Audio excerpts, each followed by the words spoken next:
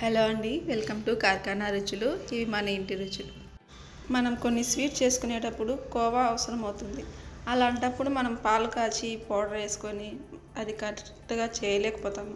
అలాంటప్పుడు ఇన్స్టెంట్గా ఎలా కోవా చేయాలో చూద్దాం.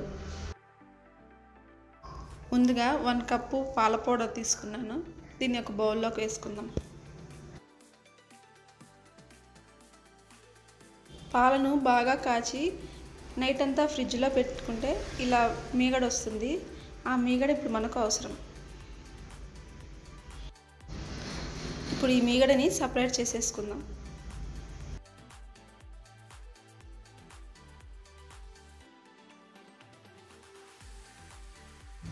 ఇప్పుడు ఈ పాల పౌడర్లోకి 1 కప్పు దాకా పాల మీగడని తీసుకుందాం. ఇప్పుడు దీన్ని ఉండలు లేకుండా బాగా కలుపుకుందాం.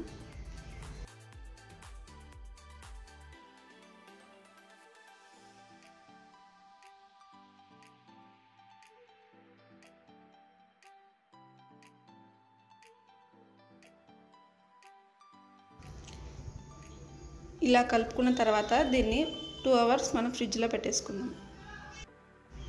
ఇప్పుడు 2 అవర్స్ అయింది, తీసి చూద్దాం. బాగా వచ్చింది. దీన్ని మనం ఎన్నో రకాల స్వీట్లు చేసుకోవచ్చు, అలాగే పిల్లలకి ఇలాగే కూడా పెట్టచ్చు. అంతే అండి, చూసారుగా ఇన్స్టెంట్గా కోవాని ఎలా తయారు చేయాలో. ఈ రెసిపీ కనుక మీకు నచ్చినట్లయితే లైక్ చేయండి, అలాగే మీ ఫ్రెండ్స్ అందరికీ షేర్ చేయండి. ఇంకో రెసిపీతో మీ ముందుంటాను. Thank you.